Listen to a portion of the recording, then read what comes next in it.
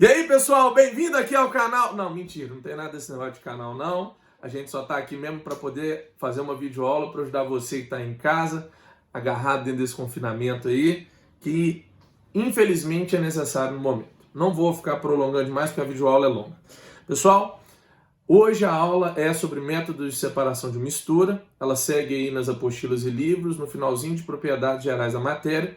Então agora a gente vai passar a separar as misturas que a gente estudou anteriormente, como homogênea, heterogênea e tudo mais, tá bom? Então vamos ver aqui a separação, como é que a gente vai organizar os métodos. Primeiro, todo método de separação, pessoal, ele é de natureza física. O que isso significa? Que as substâncias são as mesmas antes e depois da separação.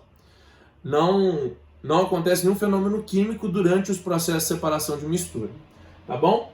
E assim como a gente classificava as misturas em homogêneas e heterogêneas, a gente vai separar os métodos para misturas homogêneas e métodos para misturas heterogêneas. Nunca usar o método de mistura homogênea no método de mistura, na mistura heterogênea e vice-versa. Métodos para esse tipo de mistura não devem ser usados para esse tipo de mistura, ok? Vamos começar então falando sobre os métodos de mistura heterogênea. Primeiro método muito tranquilo é a decantação. Imagina que a gente tem uma água com barro em suspensão, igual a gente vê a água da lagoa, e a gente deixa essa água em repouso. Quem vai atuar em direção ao fundo do sistema, fazendo com que o barro sedimente? A gravidade. Esse processo do barro indo para o fundo do sistema é o que a gente chama de decantação. A decantação é um método que usa a gravidade para separar as impurezas, no caso sólidas do nosso exemplo, da mistura. Ela é usada nas estações de tratamento de esgoto para poder tratar a água que vai chegar até a sua casa. Aqui, pessoal, a gente tem que chamar atenção porque quando eu uso um canudinho para separar a água que ficou na parte de cima do sistema, chamada de sobrenadante, para poder tirar ela do sistema e colocá-la num copinho separado, a gente chama esse processo de sifonação. Então, o canudinho está aqui puxando só a água, ele é chamado de sifão. E a gente sempre vai terminar uma decantação fazendo uma sifonação. Nota que essa aqui foi uma decantação sólido mais líquido. Agora, a gente tem que saber que existe também a decantação líquido mais líquido, que é quando eu tenho água e óleo dentro de um sistema. Para poder separar, a gente vai usar esse vidrinho aqui que tem um nome específico. Só é usado aqui e o nome dele, aliás, ele só é usado aqui, tem um uso específico e o nome dele é funil de separação ou funil de bromo. Só é usado na separação de líquido e líquido, mistura heterogênea, ou seja, líquidos immiscíveis. Ele tem a torneirinha aqui embaixo, o funil. Quando eu abro a torneira, o líquido mais denso passa primeiro. E antes do outro líquido passar, eu fecho a torneira e ele fica na região de cima. Então ficaria o óleo aqui em cima e a água embaixo, torneira fechada para garantir a separação dos dois. Lembre-se, só usamos esse material, o funil de separação ou funil de bromo, na decantação líquido mais líquido. Outra coisa, a força que atua na decantação é a força da gravidade. Não pode esquecer disso. A força que atua na decantação é a força da gravidade. Porém, existem misturas que a força da gravidade não é forte o suficiente para poder promover a separação. Aí a gente substitui a força da gravidade pela força centrífuga, que aparece em movimentos giratórios, movimentos circulares. E essa força centrífuga é muito maior, muito mais intensa do que a força da gravidade. E ela acaba promovendo a separação dos componentes de uma mistura que a gravidade não consegue fazer. Por isso a gente pode chamar esse método, a centrifugação, de decantação forçada ou acelerada. Porque eu estou substituindo a força da gravidade pela força centrífuga, que é mais intensa e promove a separação dos componentes de uma mistura que a decantação não iria conseguir fazer. Bom, pessoal, a força centrífuga ela aparece em movimentos circulares e ela é uma aceleração que mira sempre para o fundo do sistema, para o fundo do copinho que está aqui. E é usado em laboratórios de análises clínicas para poder fazer a separação dos componentes do sangue. Mas a gente também pode usar no leite. Vamos ver aqui um exemplo. Quando eu passo o sangue pela centrífuga, todas as células, né, os elementos figurados, vermelhos, hemácia, glóbulos brancos, plaquetas, vão se localizar no fundo do sistema. Porque a força centrífuga vai atuar para baixo, no movimento circular, né, em direção ao fundo do sistema, separando eles da parte líquida do sangue, que é o plasma. Olha a comparação, a centrifugação com a decantação. Na decantação, essa força é a gravidade. Na centrifugação, essa força é a força centrífuga. Qual a vantagem? O tempo de sedimentação é muito maior, o tempo de decantação, perdão, é muito maior do que o tempo da centrifugação. A centrifugação acontece muito mais depressa do que a decantação. Beleza? Vamos ao próximo método, é a filtração. A gente baseia esse método no uso de filtro para poder separar o sólido da mistura. Quando eu passo a mistura sólido mais líquido pelo filtro, o filtro retém a parte sólida e deixa apenas a parte líquida passar, que é chamado de filtrado. Esse método é bem comum no nosso dia a dia. A gente vê ele na filtração da água, no filtro de barro. A gente vê ele também nos ares condicionados, que acabam separando a poeira do ar através do filtro. A mesma coisa no aspirador de pó. E também no processo de preparação do cafezinho. O papel filtro retém tudo aquilo que não é solúvel na água, que vai passar pelo pó, e aí fica aqui no papel filtro garrado, a gente chama de borra. A borra é tudo aquilo que não foi dissolvido na água e foi retido através da filtração. Tá? Existe uma filtração, pessoal, chamada de filtração a vácuo, que a gente opta por ela ser mais rápida e mais eficiente em relação à filtração convencional. Eu tenho um funil de Buncher ligado a um Kitasato e ele tem um pescocinho aqui do lado por onde ele permite a passagem de ar. Eu plugo uma mangueira e conecto ela a uma bomba de vácuo, ou seja, a bomba está succionando isso aqui, ela está puxando o ar o tempo inteiro. Ao puxar o ar acaba entrando pelo funil e empurra a mistura pelo filtro, acelerando o processo. Se falar em filtração a vácuo, é só lembrar que ela é mais rápida e mais eficiente, tá bom? Bom, galera, aqui está um método que você tem que tomar cuidado, principalmente no Enem, porque o Enem adora esse método com outro nome. Ao contrário de dissolução fracionada, chama-se extração. Vamos imaginar que eu tenho uma mistura areia e sal, e eu queira separar o sal da areia. O que eu faço? Eu jogo água, porque apenas o sal vai se dissolver na água, e a areia que não vai dissolver vai para o fundo. Olha, apenas o sal vai dissolver. Dissolução. Apenas uma parte da mistura, fracionada.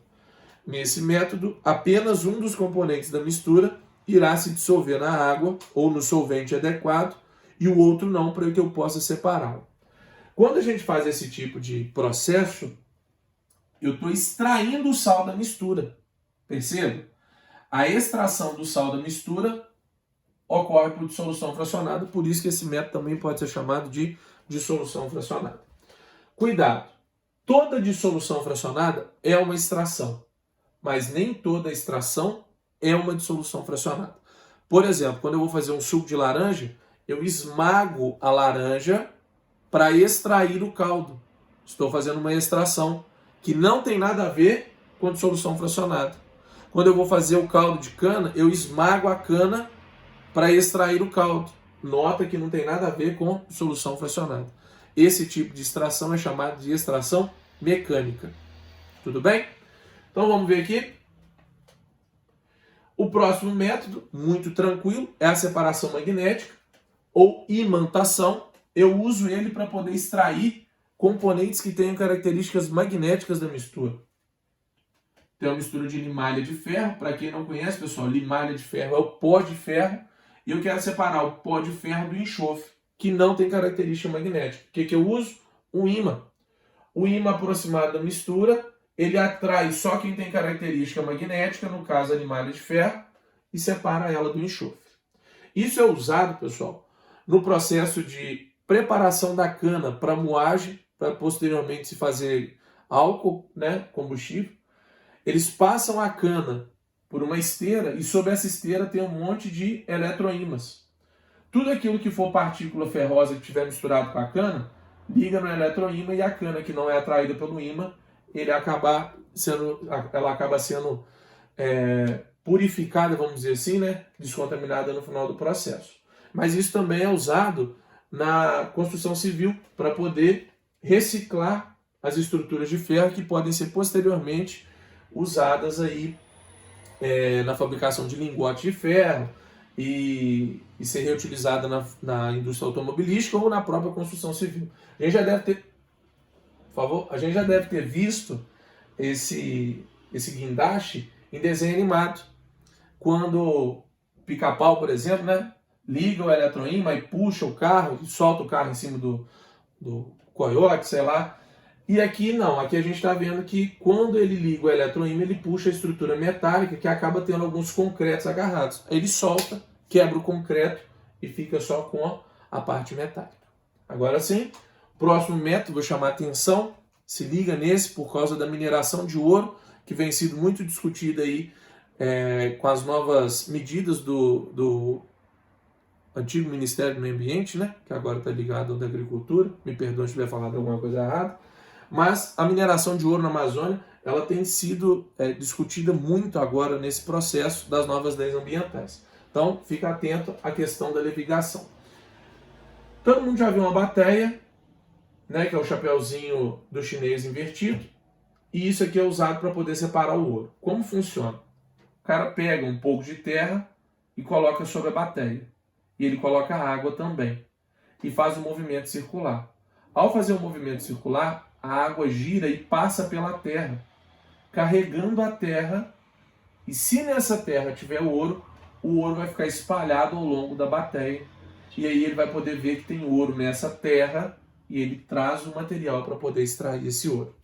Se você perceber, quem separou o ouro da terra foi o fluxo da água girando na bateia. É o que a gente vai usar aqui, ó. Eu vou colocar a terra com o ouro aqui e vou jogar uma corrente de água. A água vai carregar a terra ao longo dessa rampa, que tem uma peneirinha colocada no fundo.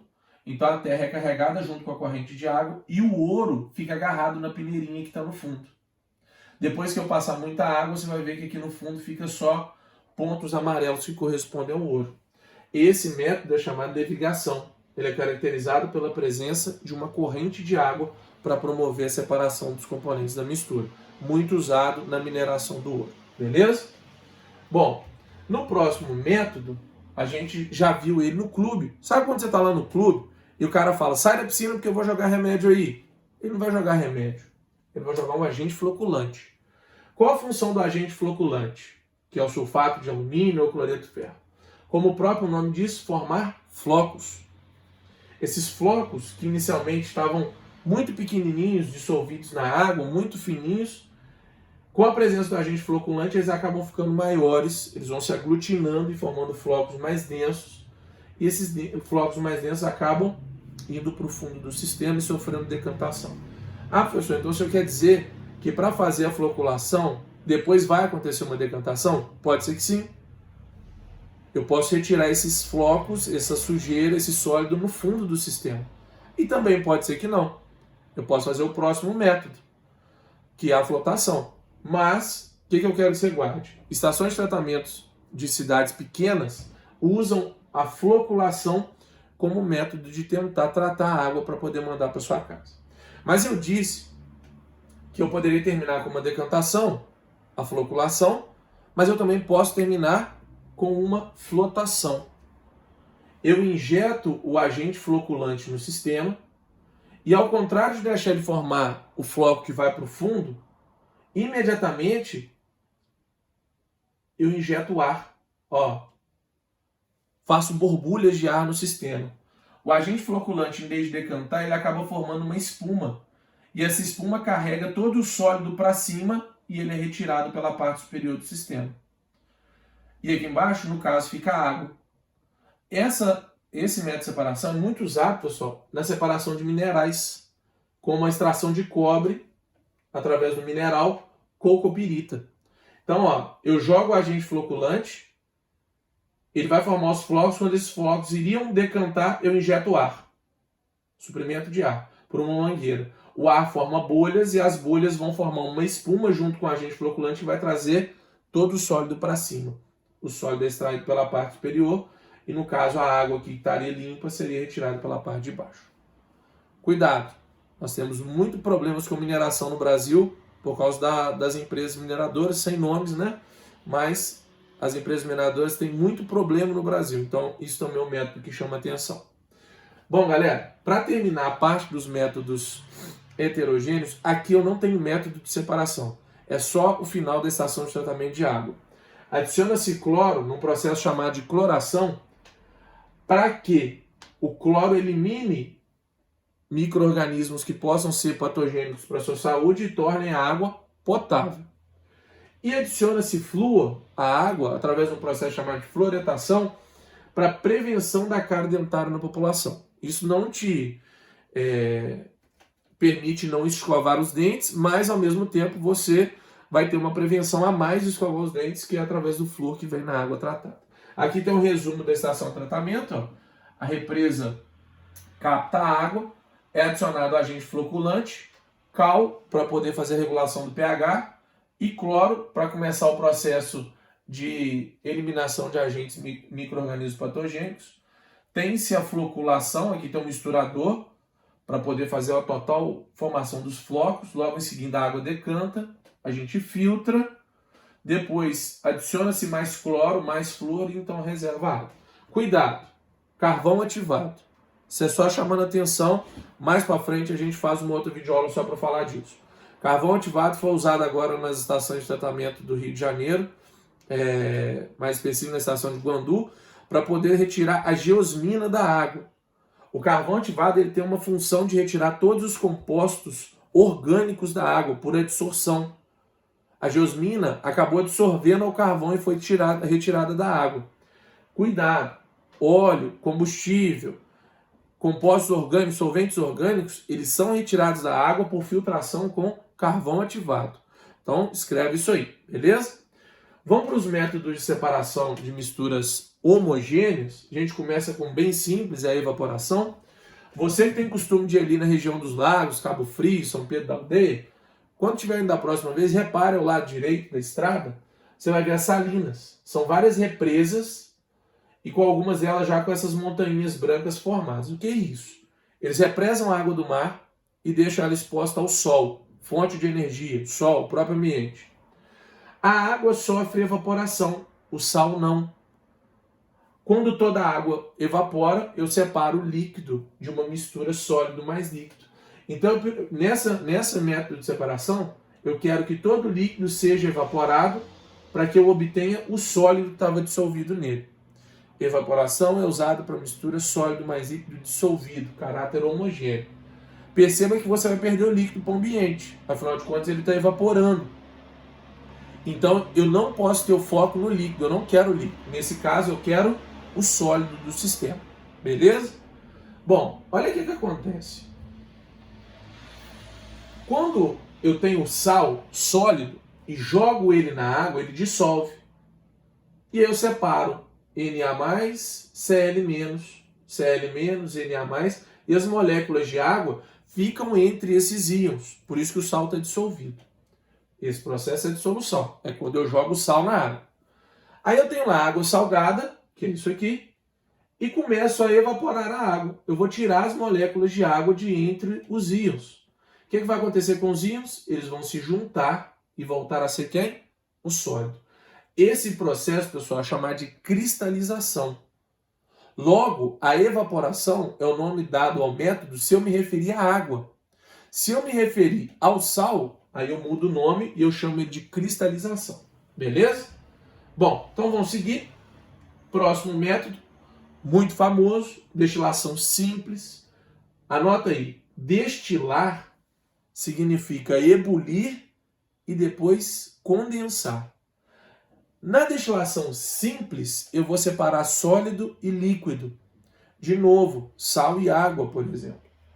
Eu coloco eles dentro de um balão de fundo redondo, aqui dentro tem sal e água, e coloco eles sob aquecimento. À medida que a mistura for aquecida, a água que está aqui dentro da mistura, lembra, sal e água, mistura água salgada.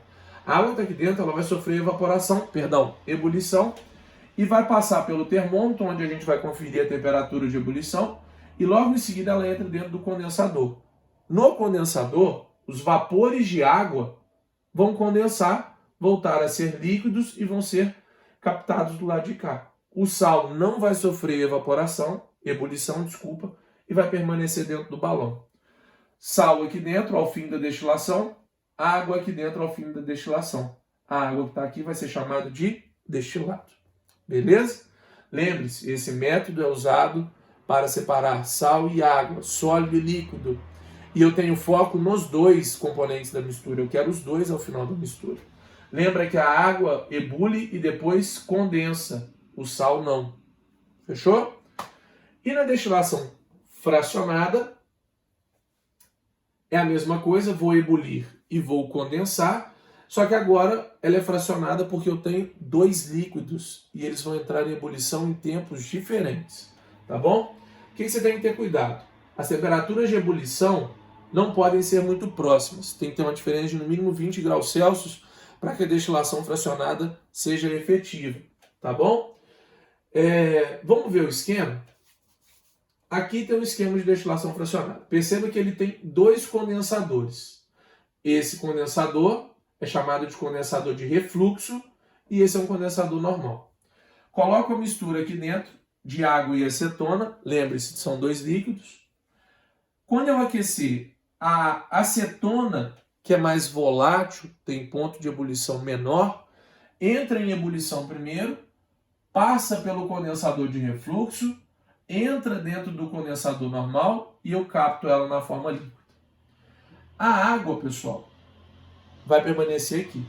Ah, professor, mas ela poderia evaporar enquanto a acetona está sofrendo ebulição? Olha de novo.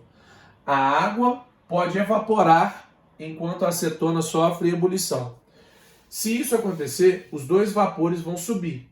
Mas eles não podem chegar até aqui, porque senão eu vou condensar tanto vapor de água quanto acetona. Então o que acontece? O condensador de refluxo, ele acaba atrasando a subida da água por dentro dele e ela sofre condensação dentro dessa região e ela volta a pingar na forma líquida aqui dentro. Enquanto que a acetona, por já estar no seu ponto de ebulição, ela atravessa o sistema e é condensada do lado de cá. Então, a função do condensador de refluxo é atrasar o líquido menos volátil, o líquido que tem maior ponto de ebulição. Vou usar esse tipo de destilação, pessoal, sempre que eu quiser separar dois líquidos. Um exemplo muito claro dele é quando eu faço a destilação dos produtos do craqueamento do petróleo. O petróleo bruto entra dentro de uma fornalha, ele tem cadeias carbônicas gigantescas, a gente vai craquear, o nome vem do inglês crack, de quebrar. Vou quebrar essas cadeias carbônicas que são grandes em cadeias menores, mas tem uma infinidade de compostos. Esse líquido é bombeado para dentro de uma torre de condensação e os compostos com maiores cadeias carbônicas vão ser separados na parte inferior e os compostos com menor cadeia carbônica serão separados na parte superior. Perceba que a gente está ebulindo e depois condensando esses líquidos. Beleza? Bom, turma, essa foi a aula de hoje. Espero que vocês tenham sucesso no exercício. Deixo aí uma reflexão. As bebidas destiladas são constituídas por água e álcool. Elas são fabricadas por destilação simples ou por destilação fracionada. Grande abraço, um beijo.